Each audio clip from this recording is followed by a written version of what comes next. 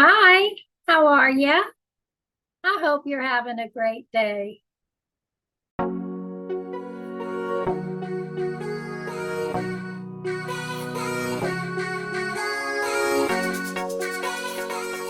my last video, I spoke about quality of life.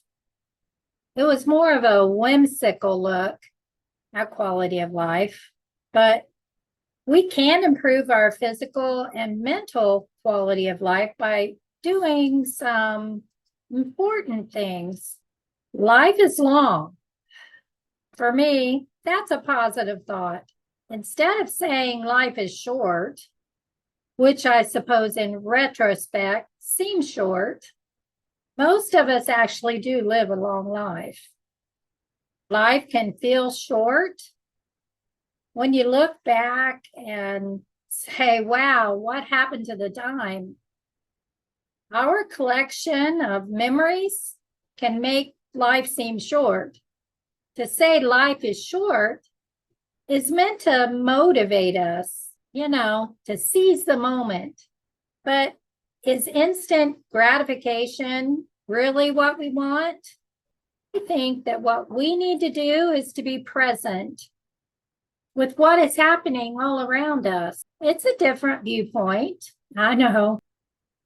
Maybe we need to ask ourselves to investigate further and choose the most valuable resources, our attention.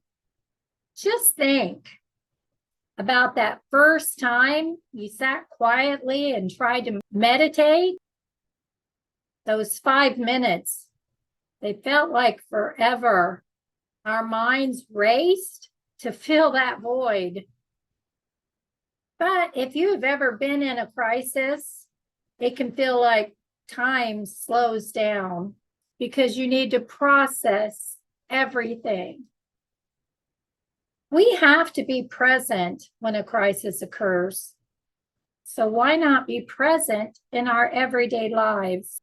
Each moment we are alive is precious, but PTSD, depression, anxiety can rob us from living in the moment. Don't let it.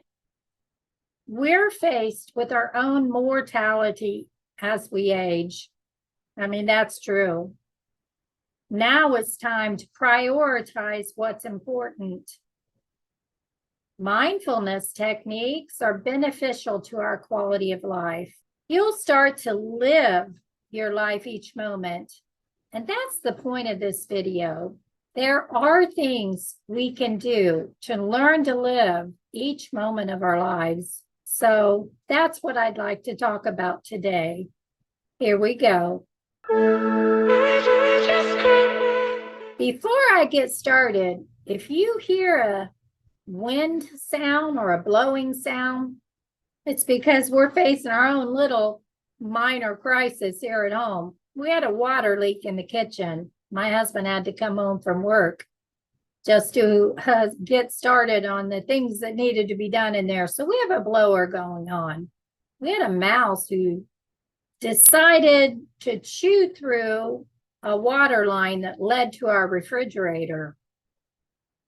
I hate mice. I'm sorry. If you have mice as your pets, I'm sure you love them. But those pesky little things that come into our home and decide to navigate their way through is just not my cup of tea. But on with what I wanted to talk about today. Here's a list of things that can help us live the moment. Don't get overwhelmed by how big this list is. Try just one thing and see if it works or helps. Then move on to the next one. Don't make commitments that will take away from being gentle on yourself. I mean, you're important too. That doesn't mean you should shut your family out. I'll drop whatever I'm doing to help out a family member. But if that causes you stress, rethink your motive and rethink what your next step is going to be. I think that meditation and learning to be in the moment is important. It helps you to connect with your inner being. You'll replace fears with trust and let go of the things we can't control. Pamper yourself. I know, I love my hot baths. That's how I pamper myself. But if you're unable to do that, find another thing that allows you to pamper yourself. Maybe soak your feet in a bubble bath, whatever it is. It's important, I think, to remember that you're important too. I know that exercise isn't at the top of many people's list of things to do, but some amount of exercise is necessary for proper heart function and feeling of happiness and enjoyment you get from being active. So don't leave that out of your life. I mean, you have to recognize not to do too much, of course, but exercise really does decrease the pain signals. For most of us, cleaning in bursts is proficient. I've been known to do too much on my good days, but I am learning to stop when I feel like I'm overdoing it, and I take frequent breaks. Learning to stop while you still feel good is probably the best advice I can give you. Maybe set an alarm so you don't forget. Whatever your place is, 15 minutes, 30 minutes, whatever it is, when you're being active, take that time to stop and take a break. Then, if you have the energy to keep going, do another 15 or 30 minutes. But if you zapped your energy, then it's okay to tell yourself to stop. Learn to be flexible. I mean, in your career goals as well. If your job is highly physical, maybe it's time to rethink that, because it's not worth it to your physical body. And that's why I went back to school again this very last time, finding my purpose and doing this YouTube channel, which I love, by the way. I get the opportunity to research topics that I think are important to our community. Then I get to share it with you, and that brings me joy. Oh my goodness, laugh. If I've not said this before, and I'm pretty sure I have multiple times, you gotta laugh. Laughter can help you stay positive. And we need that. Everybody needs that. Try to eliminate sugar from your diet. Some of you aren't going to like to hear that. I didn't want to hear that for many years. Sugar can help you feel happy in the short term, but in the long term, it has inflammatory effects on our body. And the result of that is making us feel exhausted and in more pain. And if you have a sweet tooth, find healthier ways of making sweets, like with stevia. But be aware there are sugar alcohols in many stevia products. And sugar alcohols aren't bad in and of themselves, but they can cause stomach upset. So if that's your concern, maybe look into purchasing stevia in the raw. That's what we use here. That doesn't have those sugar alcohols in them. Sprinkle a little turmeric on your food every day. It's an anti-inflammatory. Make sleep important. Get 7 to 8 hours of sleep every day. It might sound easier said than done, but it's about the small victories. And for me, I use an electric blanket. It's actually more like an electric sheet. That helps prevent me from getting severe muscle spasms, which without that electric heat,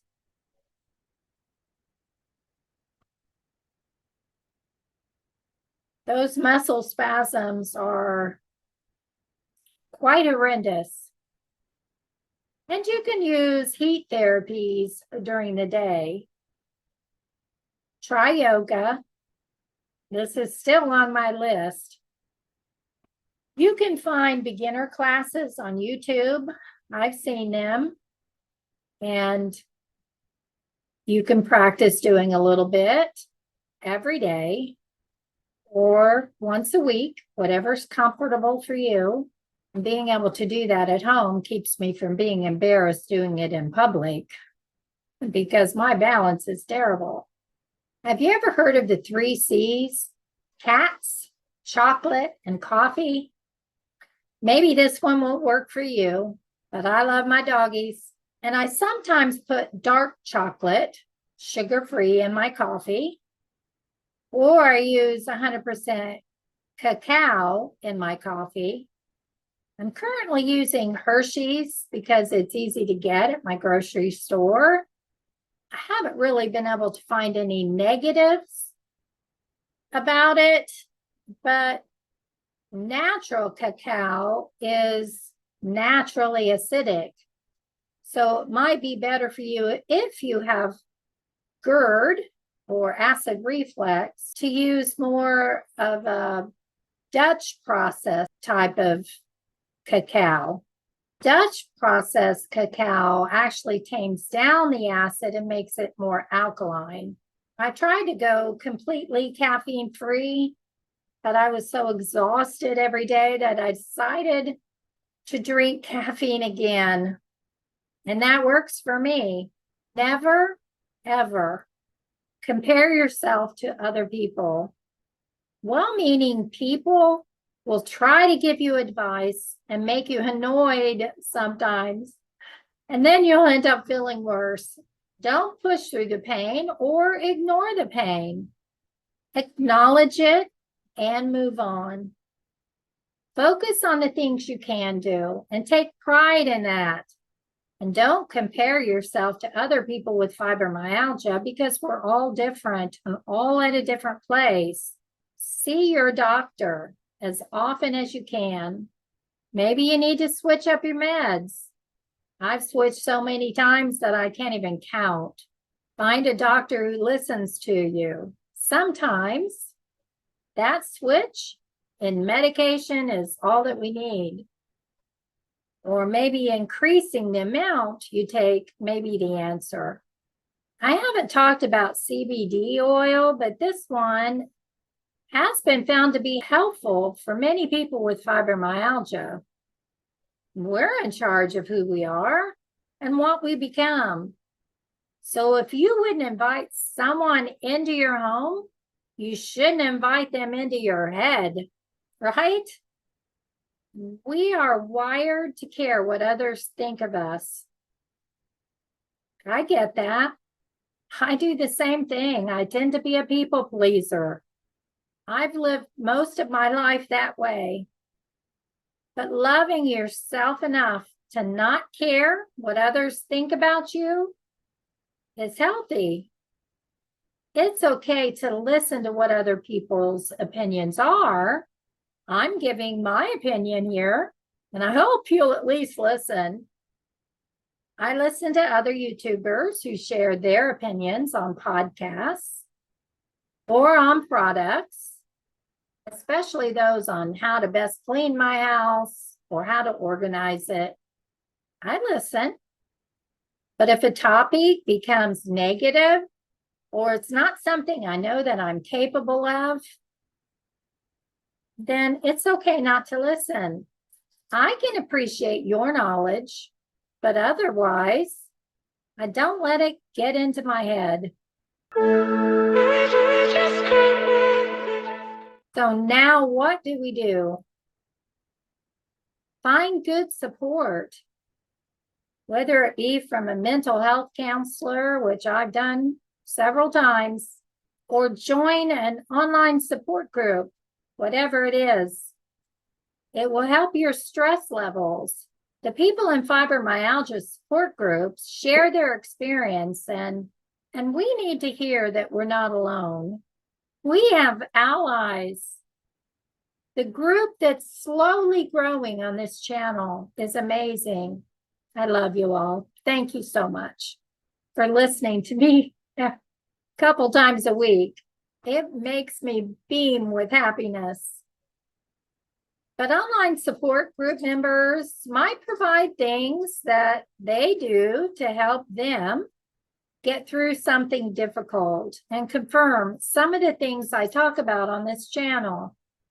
I studied online support groups, and I've spent years in online support groups. They work, but you might have to switch until you find one that feels right to you. People cannot make us feel anything without our consent. You consent to feeling like people don't care? I don't. Because in the grand scheme of things, it doesn't matter.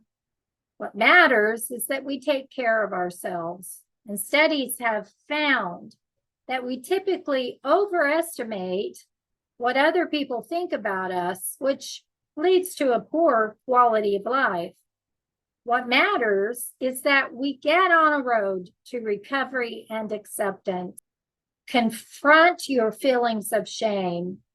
Maybe a little shame is good when we have said something hurtful to someone else, but feeling ashamed for not getting your home cleaned the way you wanted to each and every day isn't worth it. And it's okay.